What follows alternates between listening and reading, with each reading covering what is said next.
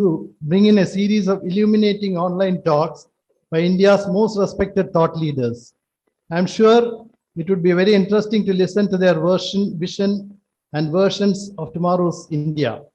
We are proud to unveil the first lecture of the series today with a talk by Mr. Jairam Ramesh. The topic for the day is India Forward, a Socio Political Perspective. To give you a brief narrative of the program schedule today, the program starts with the welcome address by the President of the Cochin Chamber of Commerce and Industry, Mr. K. Harikumar. He will take us through the activities of the Chamber and introduce the speaker. Ms. Sandhya M Nair shall then provide an introduction of Mr. Jairam Ramesh's latest book, The Light of Asia, which will be followed by the book launch in Cochin. Mr. Jairam Ramesh would address us thereafter. We will have a short Q&A session after that. We'll be able to take only very few questions in view of the time constraints.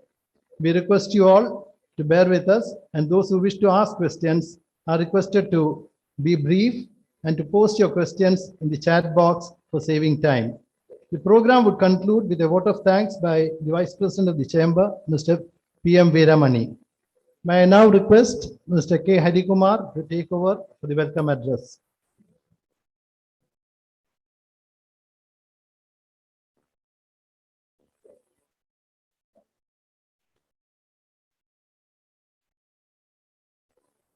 Sri Jairam Ramesh is the Member of Parliament, Rajya Sabha, members of the press, dear invited guests, and members of the Chamber. Good evening to you all. Today is to be written in golden letters in the 167 history of the Chamber. To the benefit of our distinguished guest, Sri Jairam Ramesh, I would say that the Chamber was established in 1857, the year we had our first War of Independence. Before I get into my duty of welcoming the speaker and the guests, let me walk you through the activities of the Chamber. Believe me, I'll make it short and sweet. Cochin Chamber of Commerce, as said by our immediate past president, is one of the oldest chambers in the country, and the history of Cochin Chamber is synonymous with the history of Cochin. It is synonymous with the history of Cochin Port. It is synonymous with the emergence of Wellington Island, because Wellington Island itself was conceived as an activity of the Cochin Chamber. And we also had an illustrious past. We also had many dignitaries visiting us. On the 150th year of the Chamber, Dr. Abdul Kalam, the former president, visited us. On the 160th year, Sri Venkaiah Naidu ji, the Vice President of India, was our guest of honor. Apart from this, all the visiting dignitaries, all the visiting ambassadors to Cochin, and all the trade forum, which whoever visits Kerala, they make it a point to visit Cochin and have an interaction with the Cochin Chamber. Even last week, we had an interaction with the Thailand government, with the Embassy of Thailand, wherein they were promoting Thailand as a desired investment destination.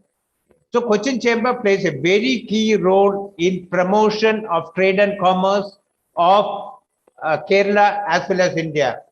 And coming to the recent activities of the Chamber, Chamber is a major policy advocacy body of trade and business community.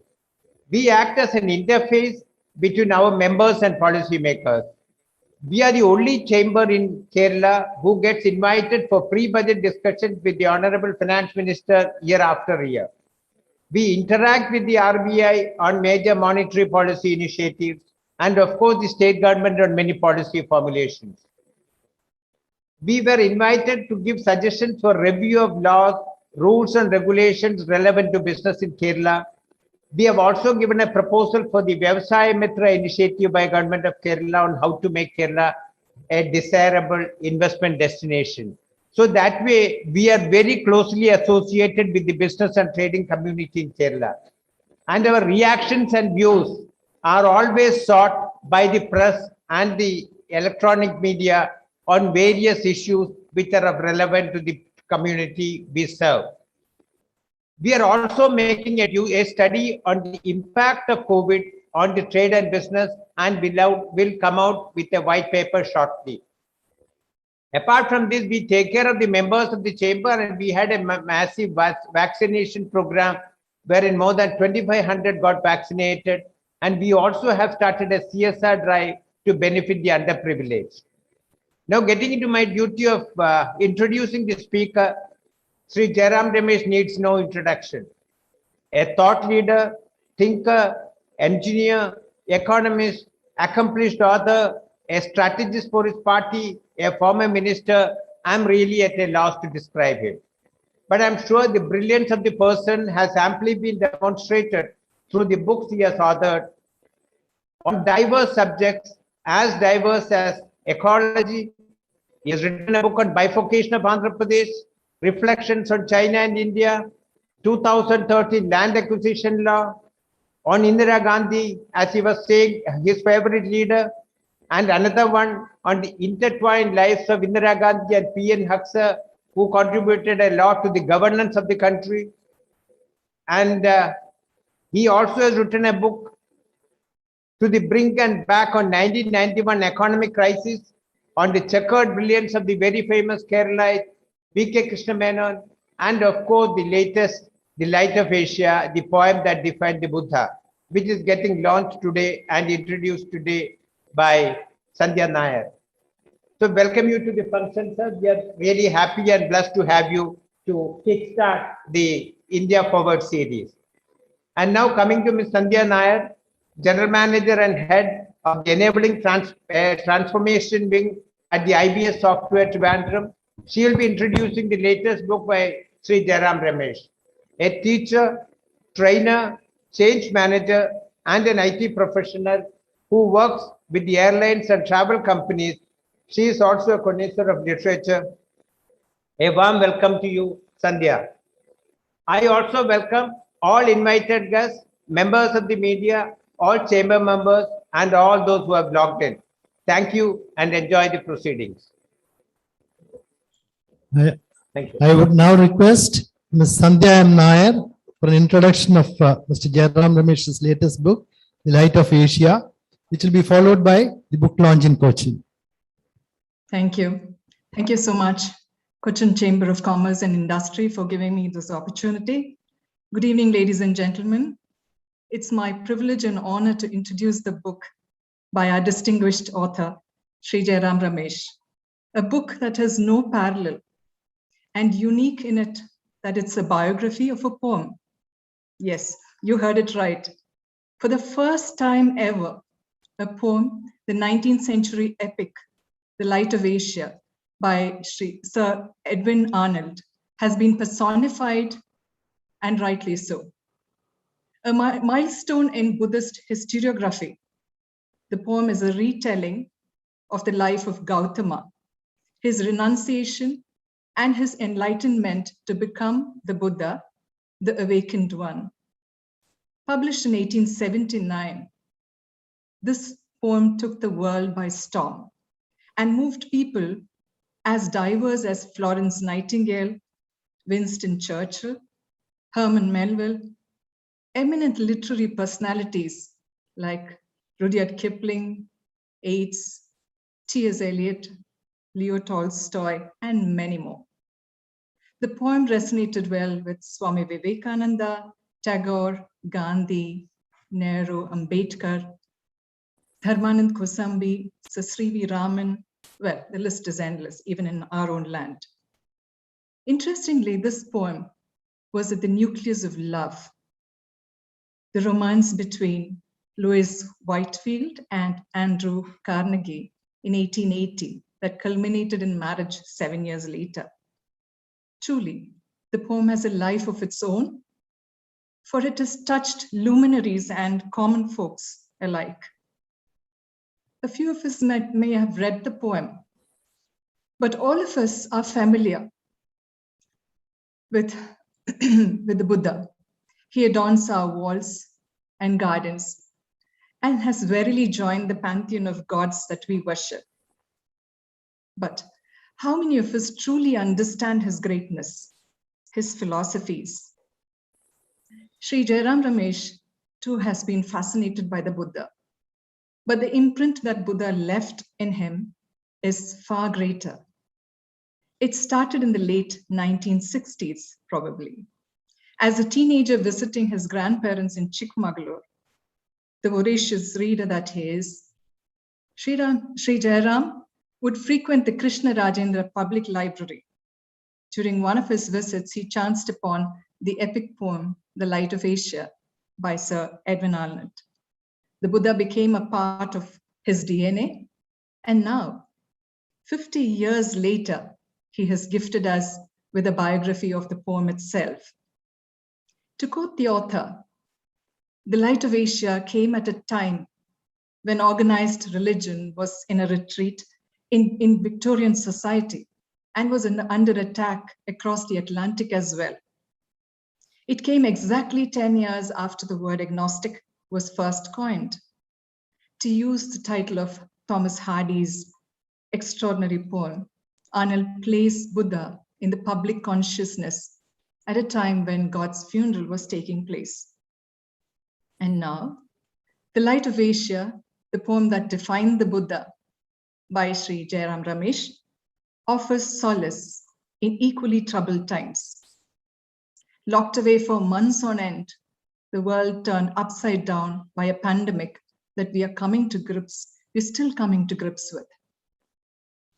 The author's work draws attention to the Buddhist philosophies at a much needed time now.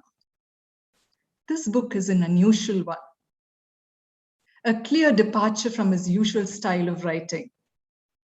We could perhaps term it a two-in-one biography. It's a biography of the epic, The Light of Asia, and it is also a biography of the poet, Sir Edwin Arnold, the Oriental scholar and linguist. For it's not easy to draw a line between the poem and the poet. What it definitely is not is a treatise on Buddhism.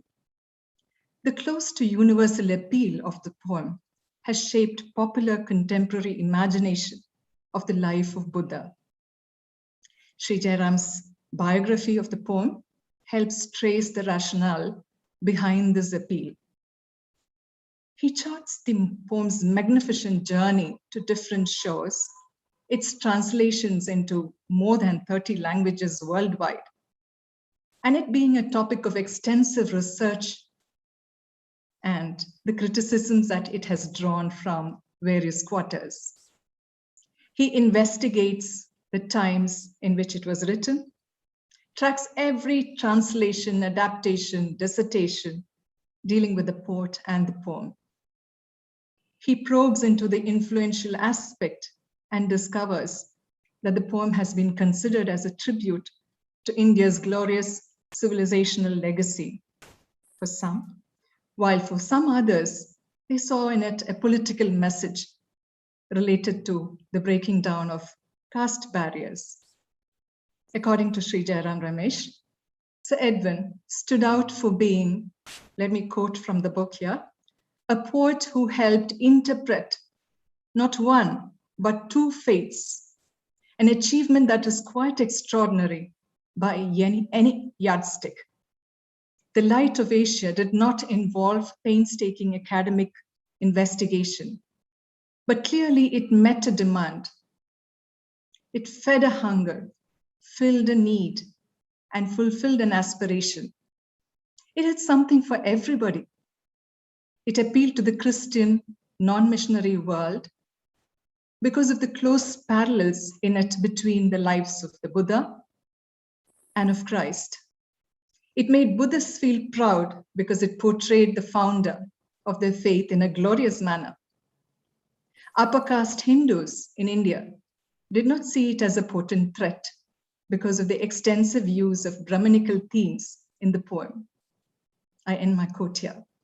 It'll be interesting to know how Sri Jairam Ramesh thinks and deals with the reception to his book.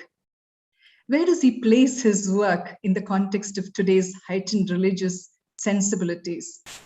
Well, I'm as eager to listen to him speak about his extraordinary work as you are. Over to the author, Sri Jairam Ramesh. Thank you so much, ladies and gentlemen. Thank you, Sandhya, for that nice introduction. Very well covered, actually. Thank you so much once again. And may I request the President and the Vice President to come forward for a launch of the book in Cochin. Sir, you will also be part of it, sir.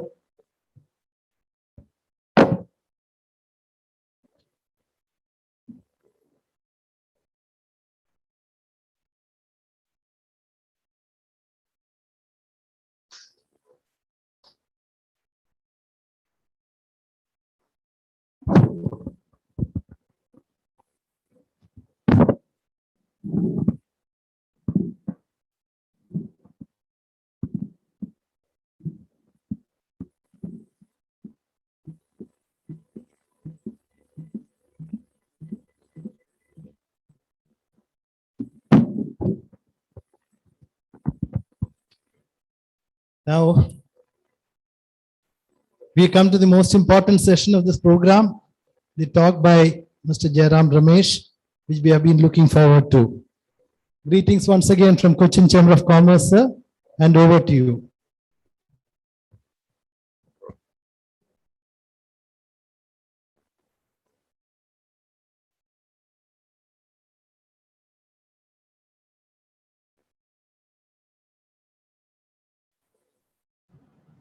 Okay, now I've been unmuted.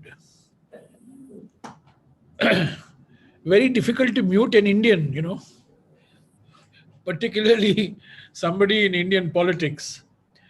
But I'm delighted to be with the Cochin Chamber of Commerce and Industry. My association with Cochin goes back many, many years, over 35, 40 years. One of my favorite cities. I have walked on the streets of old Cochin. I have walked on the streets of new Cochin. I've stayed for days on end in Cochin. In fact, I've taken holidays in Cochin, which I rarely do. So it's a delight to be part of this evening's engagement. And I thank the organizers, and I thank Sandhya for giving a broad overview of the book that's been released today, The Light of Asia, the poem that defined the Buddha. The Light of Asia plays a very important role in the history of Kerala because it was first published, it's an epic poem on the life of the Buddha, which was first published in 1879. And in 1913 and 1914, two great poets of Kerala translated this poem into Malayalam. First was Nalapat Narayana Menon, and the second was Kumaranasan.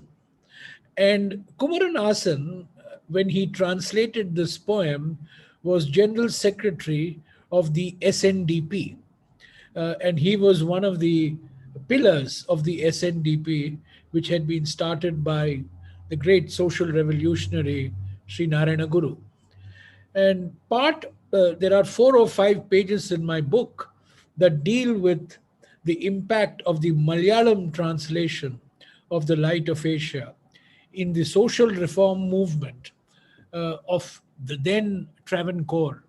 And later on, it went to Tamil Nadu, Madras Presidency and other places. And there's a wonderful photograph in the book of Kumaranasan sitting next to Sri Narayana Guru. And I would think that Sri Narayana Guru himself would have been inspired by this great poem. It got translated into many, many Indian languages. Now, why is the Buddha relevant today? And I think the essential message of the poem became a sensation because it focused on the humanity of Buddha, not on the divinity of Buddha. And India is a humanity deficit, divinity surplus country. We have no shortage of divinities in our country. Every street corner you will find some divinity or the other. But what we lack is humanity. We lack compassion. We lack understanding. We lack tolerance. We lack a sense of social revolution to attack the prejudices which are still there in our society. And that is why, I decided to write this book. This was a poem that I had read when I was very young. And subsequently, I discovered the great influence that this poem had across the world, including in India, on people like Vivekananda, Tagore, Gandhi, Nehru, Ambedkar. And of course, I have already pointed out the impact it had on the SNDP. And I think the main reason, one of the reasons at least I wrote this book, was to convey the message that the Buddha is not just about contemplation. The Buddha is not just about meditation, but the Buddha is one of active social engagement. The message of the Buddha is of social reform. The Buddha is an inspirational figure, not because he sat under a tree and gained enlightenment, which is important, but he's an inspirational figure because he challenged caste orthodoxy. He was an inspirational figure because he taught the world, be your own lamp. The Buddha did not claim to be a god. The Buddha was not, to use the famous words of Dr. Ambedkar, he was not a moksha data. He was a marga data. We have no shortage of moksha datas in our country, but there is a shortage of marga datas in our country. And the Buddha didn't become a Buddha by following a Buddha. He followed his own path. And what he tells us is, be your own guide. Follow the principles of science. Follow the principles of logic.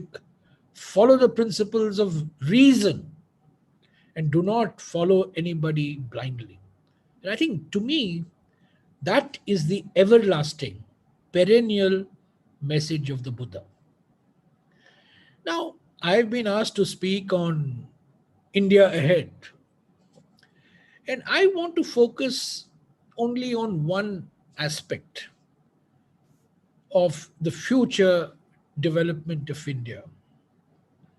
And that relates to the environment.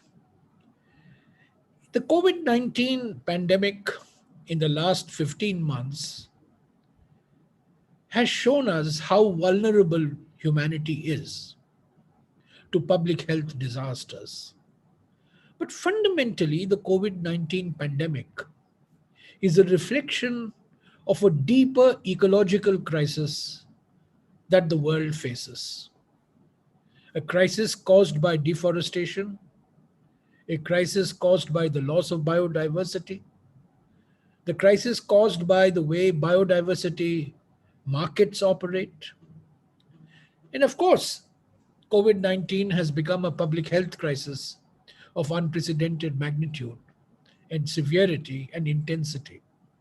But we should not forget the intimate link that public health has with environmental issues, whether it is pollution, whether it is contamination, whether it is deforestation, whether it's global warming, whether it's biodiversity conservation. Ultimately, all these impinge on public health, impinge on the way we lead our lives. And I think in our desire, legitimate desire for faster economic growth, we must never forget what the ancient Indians believed, but which we have forgotten, that nature protects those who protect it. Prakriti rakshati rakshataha. Nature protects those who protect it. If you destroy the mangrove forests, tsunami will destroy you. If you tinker around with rivers, and forests, flooding and landslides will destroy you. So I think we need faster economic growth. We need to create jobs. We need to fulfill the aspirations of a young population. We also have to recognize that we will have urbanization. People will migrate from rural areas to urban areas. But what is different today than where we were, say, 30 years ago, is the recognition that this expansion, this economic acceleration has to be ecologically sustainable. We cannot pollute our way to prosperity. We cannot deforest our way to prosperity. We cannot follow the model of economic growth that we have followed, which is grow now, pay later. Have 20 years of economic growth, and we will worry about the consequences of that economic growth 20 years later. So, environment is not a middle class luxury. Environment is not an elitist luxury. Environment is an issue that relates to the livelihoods of people. Environment is an issue that relates to the public health of the people. And I don't have to say this to an audience which is largely from Kerala, because Kerala has seen time and again movements for the protection of the environment. In fact, in the last 50 years, the two great people's movements for protection of the environment were in the late 70s. The first was the Chipko movement in the hills of Uttarakhand to protect the forests from contractors and from tree fellers. And the second great movement was the Silent Valley movement. That was a people's movement, which ultimately resulted in the cancellation of the Silent Valley Hydel project in 1983 by the then Prime Minister, Srimati Indira Gandhi. Subsequently, there has been great awareness amongst local bodies. The fight that the local body fought in Kerala against the Coca-Cola company, for example, for the preservation of water and its water sources, ultimately is also a reflection of the concern that people have for the environment and for natural resources. So as I look ahead, as India looks ahead for the next 20 years, as we recover from the extreme shock of COVID-19, recovery will be slow, but recovery will certainly be there in the next 3 to 4 years. We hope that we will come back to where we were in 2019 and then resume the trajectory of economic growth. But when we do so, I think we must recognize that by protecting our natural resources, we are protecting not just the legacy for future generations, but we are also protecting ourselves. We are protecting our livelihood opportunities. We are protecting our public health concerns. And I think that's the main message that I wish to convey, that we must now have the courage of our convictions.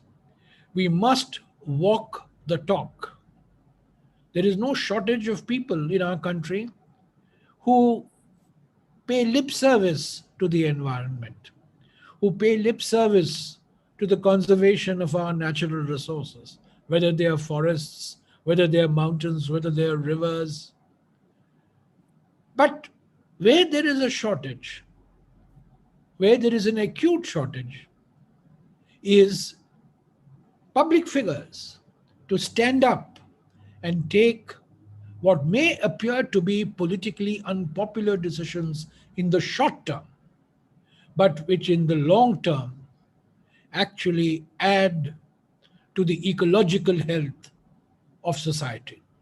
And nothing illustrates this, nothing exemplifies this better than the Silent Valley episode, where the Prime Minister was criticized. She was criticized by the Chief Minister of Kerala, Mr. E.K. Nayanar. She was criticized by her own party, by Mr. Karunakaran. She was criticized by the local MP, Mr. V.S. Vijayaraghavan, who represented Palakkad. But she heard the voice of the people. She heard the voice of the activists. And she took a decision which in the short term appeared to put a price that you did not get a hydel project, but in the long run, it preserved the ecological balance. So I think this courage to walk the talk is very important. This courage to say that we will not accept the grow now, pay later model because we are vulnerable to the vagaries of climate change. I think it calls for political leadership of an extraordinary kind. Our monsoons are uncertain. Our glaciers are under retreat. Our forests are being denuded. Our coastlines are under threat. There is no country in the world which faces the multiple threats on the ecological and environmental front as India does. So we may not globally, in the global scheme of things, we may not have caused the problem of global warming. We may not have caused the phenomenon of climate change, but we are the country with the maximum vulnerabilities. And that is why we have to show the leadership to our people. We have to show the leadership to the rest of the world when it comes to living in harmony with nature. Now, it's a paradox. There is no civilization in the world which pays so much worship to nature as we do. We have gods and goddesses for nature. We worship Durga on a lion. We worship Durga on a tiger. We worship Lord Ganesha, whose Vahana is a Mushaka, is a mouse. We worship Vishnu, who is associated with the eagle Garuda. We worship the Himalayas. We worship the Ganga. But what we worship, we pollute. What we worship, we ignore. One of the great Upanishads, perhaps the greatest Upanishad we have as part of our legacy, is the Brihad Aranyaka Upanishad. What does Brihad Aranyaka Upanishad mean? The Upanishads of the great forests. So the Indians as a culture, Indians as a civilization have always venerated nature. We have always worshipped mountains. We have worshipped rivers. We have worshipped forests. We have worshipped wildlife. But what do we do in actual practice? After worship, we worship, we do the Mangalarti in the morning. But what do we do after doing the Mangalarti? After doing the puja? After lighting the agarbatti? What do we do? How do we treat nature? That is the real paradox in our society. And I think this is a paradox we have to confront. And this is a paradox that we have to now take up as a social and as a political cause. And we have to make it part and parcel of our consciousness that we will have economic growth. We will have economic growth that is rapid. We will have economic growth that is sustainable. We will have economic growth that is inclusive. All three are important: rapid growth, inclusive growth, but as well sustainable growth. So all three pillars, it's not a double engine, but it's a triple engine. The engine of rapid growth, the engine of inclusive growth, and the engine of sustainable growth. So the sustainability, ecological sustainability, is very, very crucial as far as the future of India is concerned. And I have spent the good part of my last 10, 15 years trying to sensitize the media, trying to sensitize industry, trying to sensitize commerce, trying to sensitize the political establishment and the political class, trying to sensitize the central government and the state government, that in our preoccupation with economic growth, let us not pay lip service to environmental issues and environmental concerns. Let us make it part and parcel. Let us make it an integral part of our economic growth so that people can look forward to jobs, people can look forward to urbanization, people can look forward to industrialization, people can look forward to an improved standard of living, but in a sustainable manner, in an ecologically sustainable manner, in a manner that protects the environment, because by protecting the environment, you are actually protecting yourself. You're protecting public health. You're ensuring that the present generation does not face the health consequences of pollution, contamination, deforestation, and other environmental imbalances. So when I was asked to speak to you on India ahead, on the years of India of the future, there are many things that come to mind when we look to our future. We look at our demographics, we look at the increase in population, we look at issues relating to what India has to confront in its own region, what India has to confront as a member of the world community.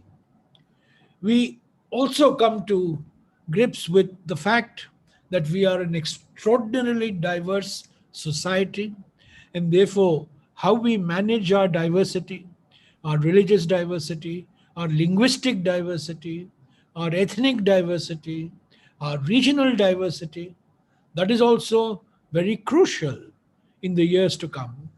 But I thought I would focus on this one issue which underpins everything, which is care for our natural resources, care for the environment.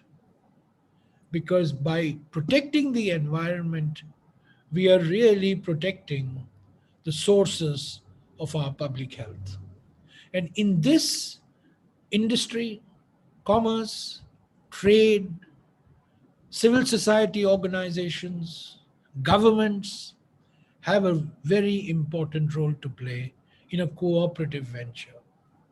This is not a confrontational position to take, because if you protect environment for one person, you're protecting the environment for the collective.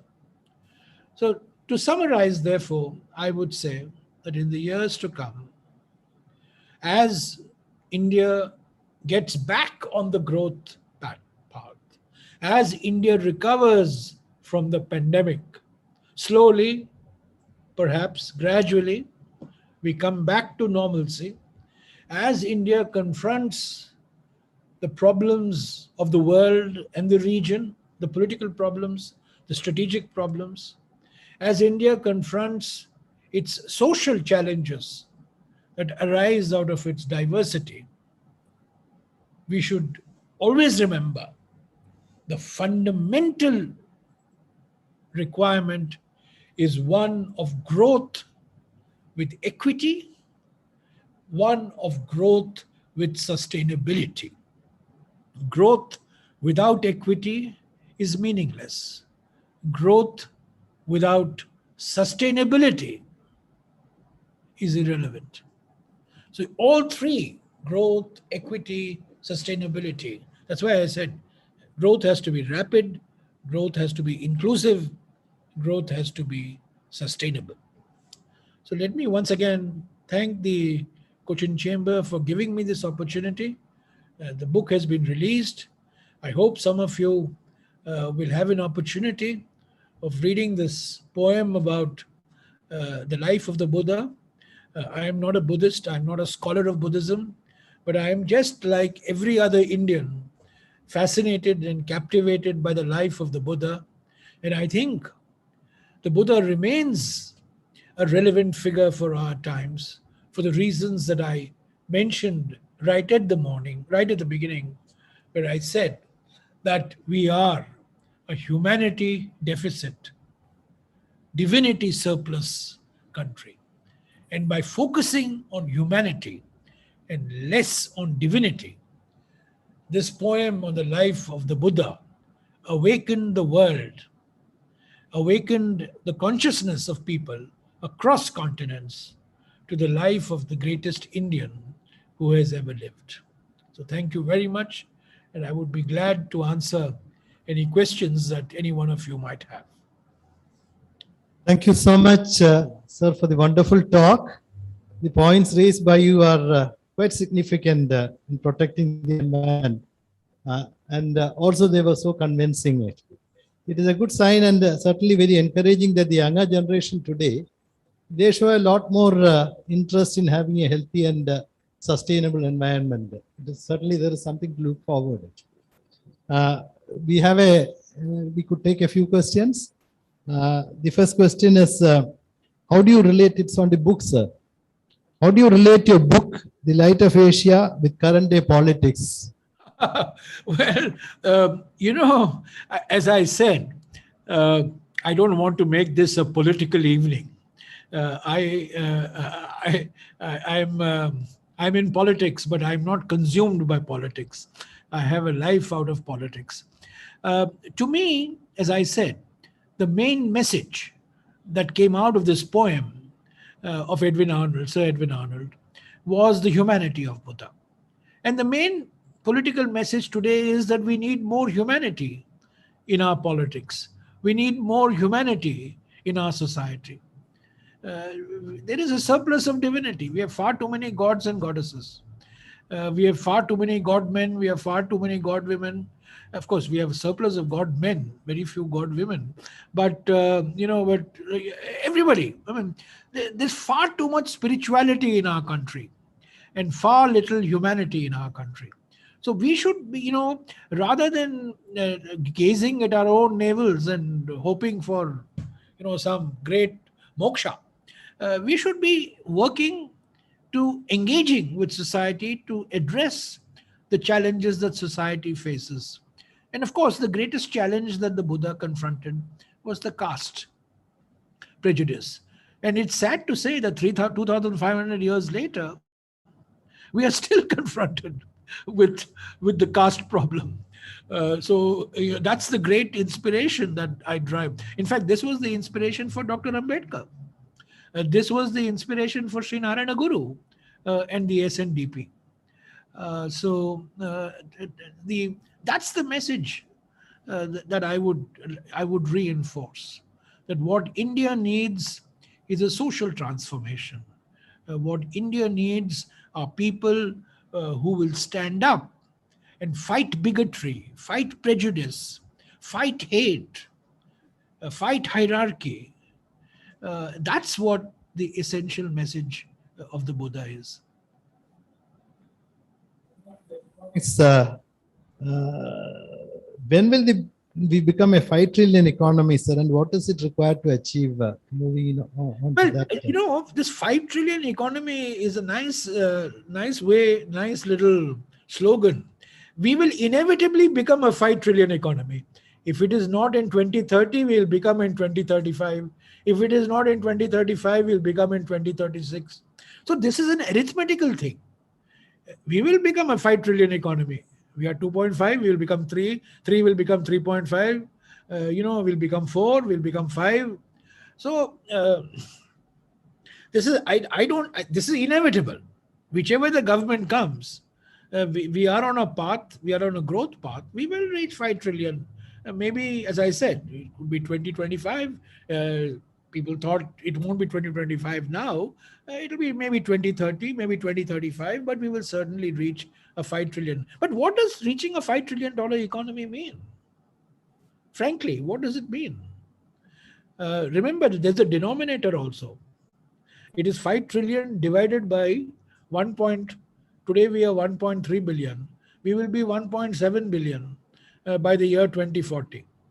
So where will we be? Our per capita income would still be less than $3,000. So it's a nice slogan, 5 trillion. I've heard people say we should be a 20 trillion economy. I've heard people say that we should be a $10 trillion economy. So I think India, whatever the shape of the government, will reach $5 trillion. On that, I have no doubt. Our problems are not related to the achievement of a $5 trillion economy. Our problems are, how do we manage a society which is multi-religious? How do we manage a society that is multilinguistic? How do we manage a society that is multi-ethnic? How do we ensure that growth is inclusive, equitable, sustainable? Those are the issues that we should be worried about, rather than worry about whether we reach 5 trillion by the year 2030 or 5 trillion by the year 2034. Moving on to environment. Why are political parties, the government, planners shying away from linking rivers? River basins have been the source of life, and today they are needed to sustain life. Why are the stakeholders? Well, political parties tend to look upon, when they come to power, they want to have visible demonstrations of development. They want to have, they want to have visible symbols to show that they are creating jobs, that there is a lot of development taking place. And that's why I think very often parties, when they come to power, take one position, and parties, when they are out of power, take a completely different position. It requires an unusual political leader to say, I am not going to build a 6-lane highway. I'm not going to have a hydel project. I am not going to have, this coal mine because it disturbs the environment. So you require that political courage, and you need the political leaders who will get up and say no. I mean, I remember when I was environment minister, there was a lot of criticism for the position I took on the Athirapalli, the Athirapalli project, in Kerala. I thought it was a second Silent Valley type of a project. And I took the stance that you have to protect the natural resources and the environment. Now, there were people who supported me. There were people who were critical of me. It's very interesting. I must tell you a story. There were many people who were critical of the position I took on the Athirapalli project. I was wondering whether I had done the right thing. And then one of my friends came to see me. He had been chairman of the Kerala Electricity Board, and he was also the principal chief conservator of forests. He has retired by now, so I can mention him. There is no mystery who he is. There's only one person in Kerala who has been chairman of the Kerala Electricity Board, and he was also chief conservator of forests. So I asked him, Mr. Manoharan, tell me, what do you think of my stance? He said, sir, as a chairman of Electricity Board, I was critical of you, but as principal chief conservator of forests, I am supporting you. Overall, you have done the right thing. So I did not say it publicly at that time because I had to protect him. But now he's retired 10 years earlier. So I suppose I can mention this. So you have to have the political courage. Sir, now you see world over, the gap between the haves and have-nots is increasing. It's so in India too.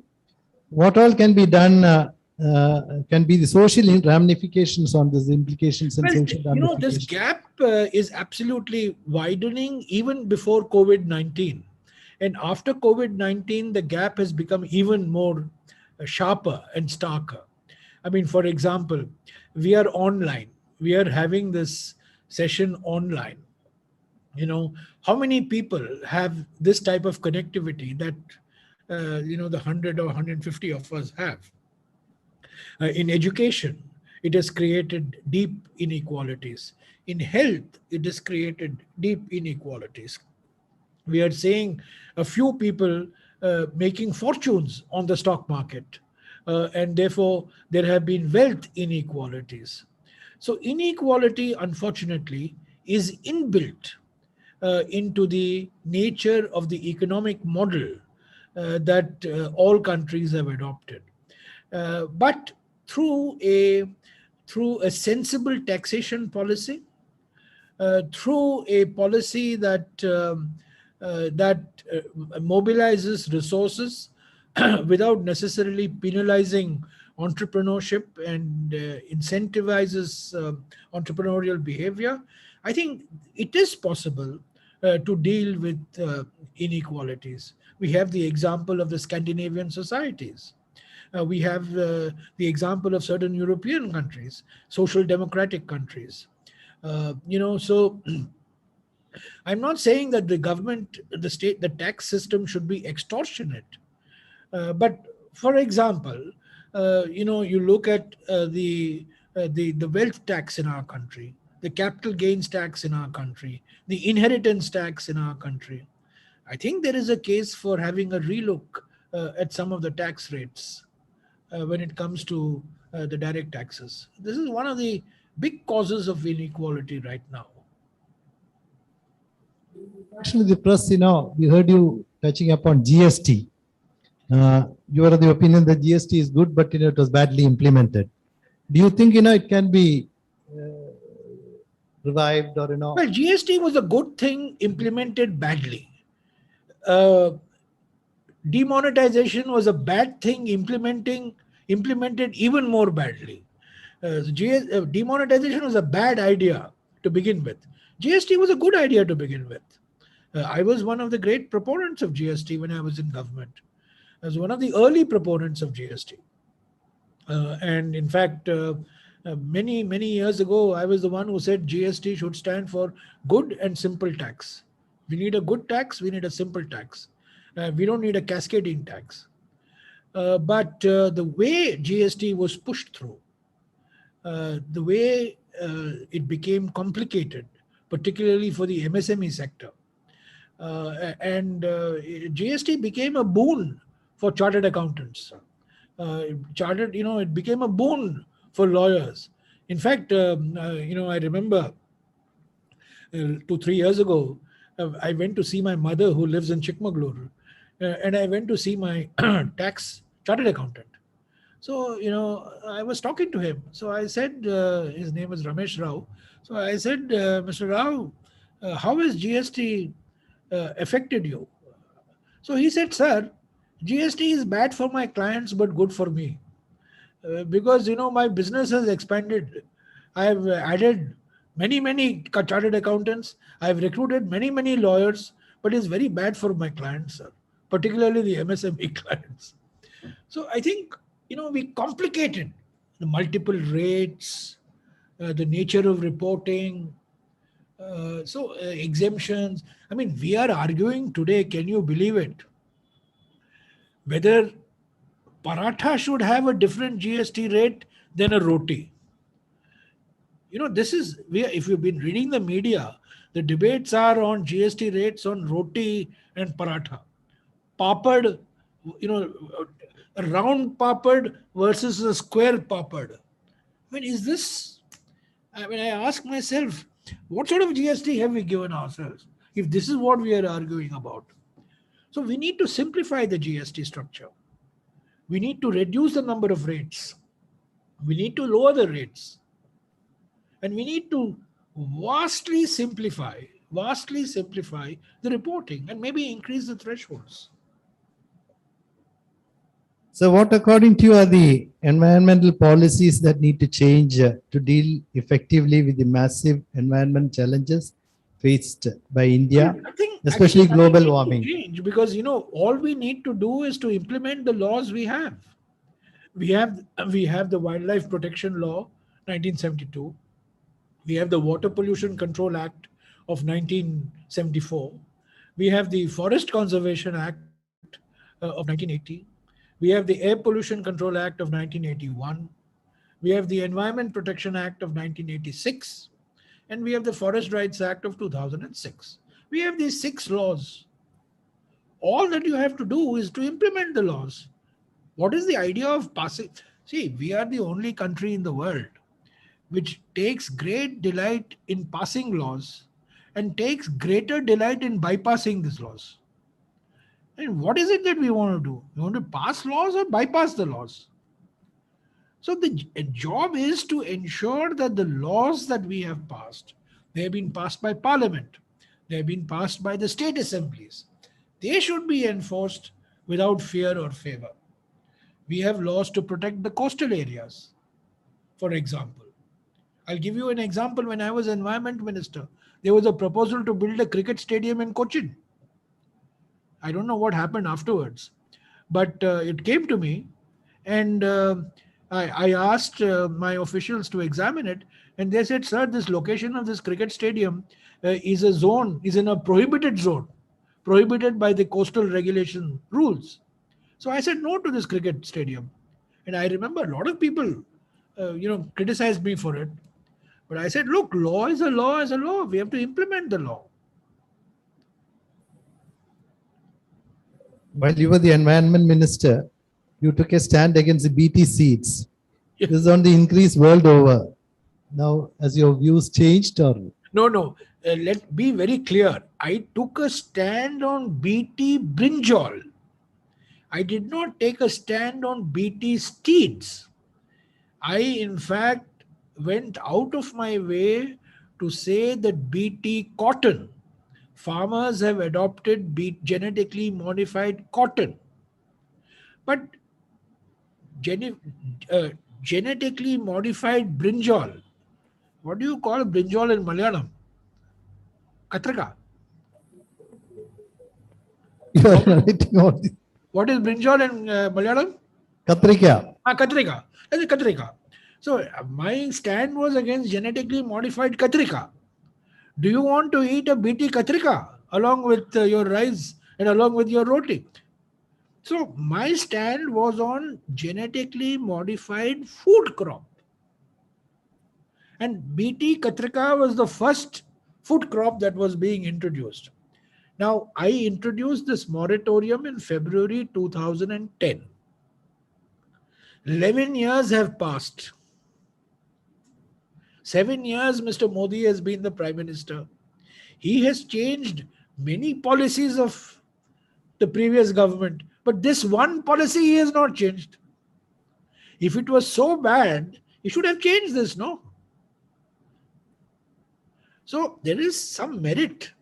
And I did not ban BT Katrika. I only put a moratorium saying that we need more studies on safety, toxicity. We need to get the state governments on board. We need to do more tests. We need to set up a regulator. Now, for example, the Rubber Research Institute in Kottayam, the research laboratory of the rubber board in Kottayam. When I went there, they told me that they have developed a genetically modified rubber. Now, obviously, I'm going to deal with genetically modified rubber differently from genetically modified katrika. Tomorrow, you will have genetically modified tomato. You will have genetically modified, mustard.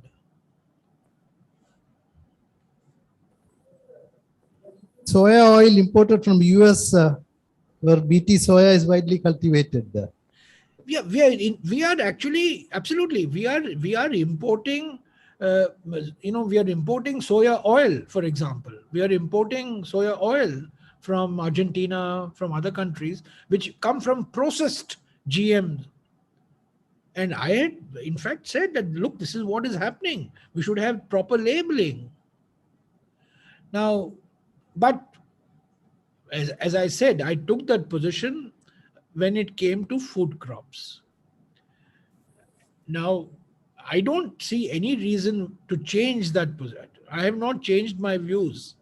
If anything, my views have become even more stronger, that what I did in February 2010 was right, because this government, the succeeding governments, have not changed that policy.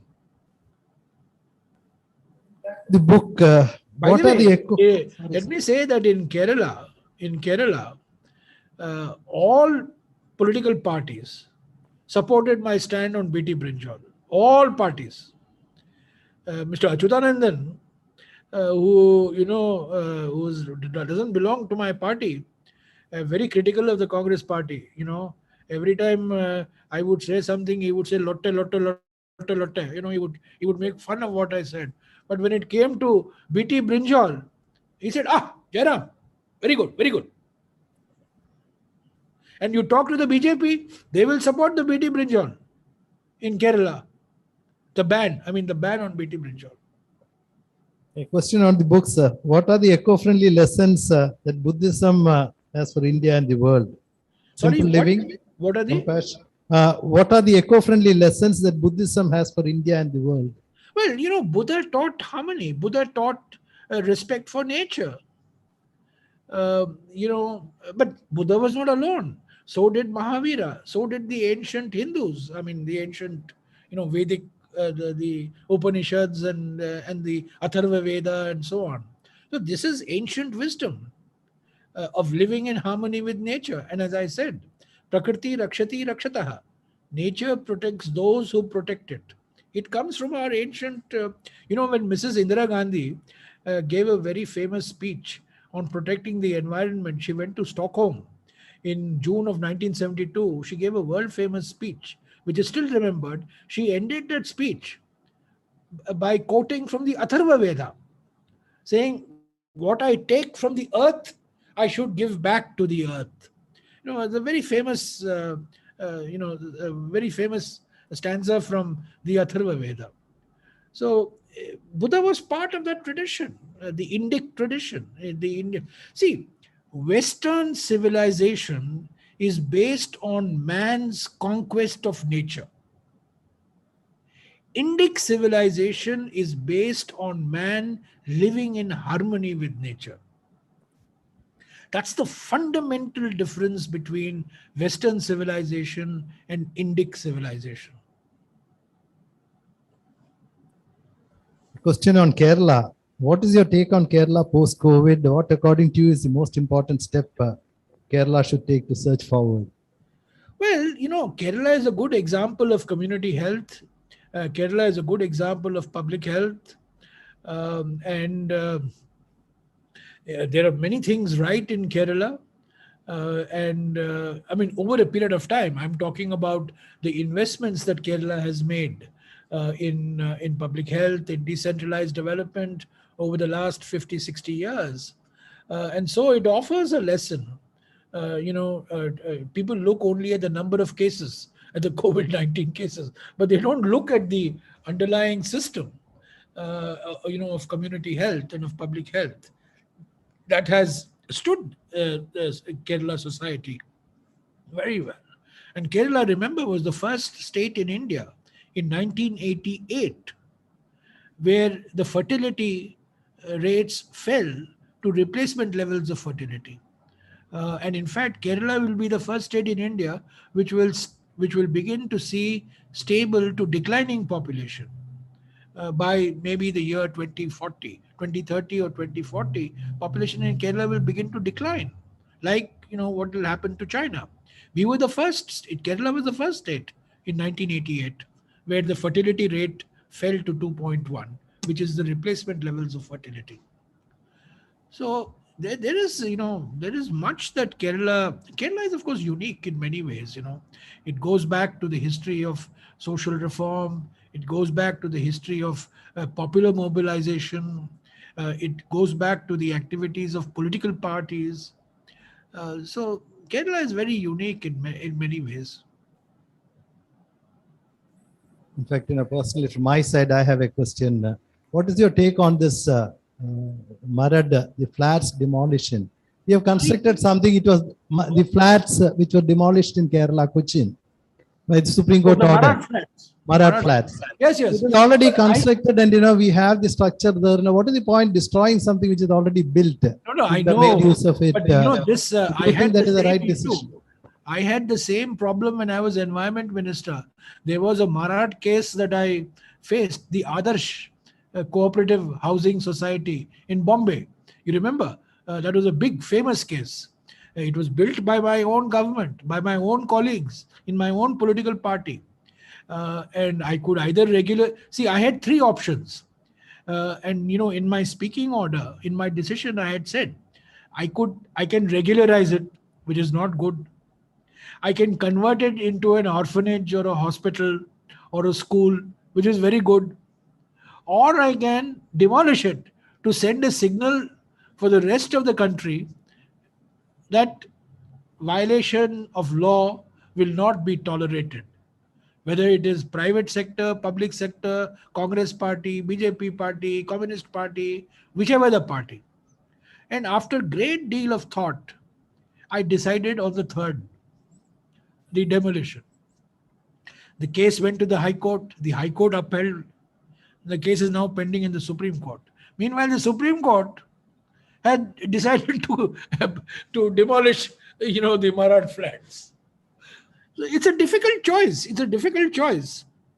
But in India, all businessmen, what they do, they build up an industry, they violate all the laws, and then tell the government, sir, please don't demolish this because it is creating so many jobs. We've invested so much money. But then why didn't you take the clearances before? So, this traditional approach in India, I don't know what the Malayalam equivalent is, but in Hindi, some of you know Hindi? In Hindi, it is called Dekha Jayega. Baad mein dekha jayega. In Tamil, it will be called Parklam. I don't know what the Malayalam equivalent is. We'll see. See, this is the approach of all of industry. They've violated environmental laws. They've violated forest laws. They'll put up something and then they'll go and tell the minister, sir, what to do? I did not know about this law, sir, but I've already invested 1,000 crores, sir. I've created 500 jobs, sir. Regularize it, sir. And this is how we have run business in our country. Regularizing irregularities has become part and parcel of environmental management. And we must put a stop to it. And Marad, I see it in that context. Thank you, sir. We now know that why you are so popular in Kerala. With the way you are narrating the places, the locations, Silent Valley, Western Ghats, it's amazing actually. In fact, we look forward to having one more MP for Congress from Kerala in the next elections. Kerala is my favorite place. I keep going to Kerala. I was there recently. I have a lot of fondness for Kerala and for people from Kerala, Kerala's history, Kerala's society, and heritage. So we were talking about Rajya Menon, you were talking about Wellington, and you said, I know the place. So almost every place, you're quite familiar with in Kerala. So maybe, I wonder whether your native place is Chikamagalur or somewhere in Kerala. So look forward to having you here more often, sir. And also, there is I don't know whether you are aware, the word Malayalam is a unique word. You know what is unique about the word Malayalam? Whether you read left or whether you read right, it is the same. It is the same. So, Kerala, whether it is left or it is right, it's the same. No, certainly we look forward to having you as holding the portfolio of environment and forest, in the future. Certainly it will do a lot of good for the sustainability of the environment. Thank you so much, sir, for the wonderful you. talk. We all enjoyed it. And now, may I request, the Vice President of the Cochin Chamber, Mr. P.M. Veeramani, for a vote of thanks. You must give me a chance to come to your building once. Just give us a call. Yes. We'll be here to receive you, sir. Definitely. Guest of honor for the day, Member of Parliament, Sri Jairam Ramesh, officials of the Cochin Chamber of Commerce, Ms. Sandhya M Nair, press, members of the press, guests who have logged in from various parts of the country, and ladies and gentlemen. Digital revolution had taken the country by a storm. Today, virtual meetings are the order of the day, and virtual meetings have provided the forum for people to connect easily. And Cochin Chamber of Commerce and Industry wanted to utilize this opportunity and have started this India Forward series, a monthly program where we could hear the views of many luminaries across economic, social, political, educational, and other fields. We're extremely happy and thankful that a person of such a rare caliber like Sri Jairam Ramesh has taken the inaugural session. Though we had contacted him for a physical session on another topic sometime earlier, that did not materialize due to COVID situation prevailing at that point of time. We all know that Sri Jairam Ramesh is an economist, a column writer, and author of several books, apart from being the Union Minister. He is well known for his lucid presentation of views across the spectrum audience. I'm sure you would agree with me that the last 1 hour or so was an excellent exposition of the topic. Probably for the first time, we have heard linking of the COVID to the environment. The Cochin Chamber of Commerce and Industry wishes to express its thanks to Sri Jairam Ramesh for the inaugural lecture on the India Forward series. During our interaction, he had shared with us that he is authoring a book possibly on Achyuta Menon, and we hope to be associated with you at that point of time, and that could possibly the one we could be looking forward to be together again in our hall, where we could be probably inaugurating that or introducing the book. We would like to thank Srimati Sandhya M Nair for the introduction of Sri Jairam Ramesh's book, The Light of Asia. The way she has introduced the book, I'm sure that even people who are not very vivid readers of books would like to buy a copy and read for themselves. We thank the members of the press who have been kind enough to be with us today and also attending this program. We would like to express our gratitude and fact to the sponsors of this edition. We also wish to thank all the participants from across the country who have joined today, and we seek their patronage in the future programs also. Last but not the least, we would like to thank the technical team of the Cochin Chamber, which has provided support for this program, because that was the most needed one for this program. I would like to conclude by saying that we have only begun our journey of India Forward. The next program will be on 23rd October. We would meet once again. Thank you. Thank you, Mr. Jairam Ramesh. Thank you. Thank you all once again.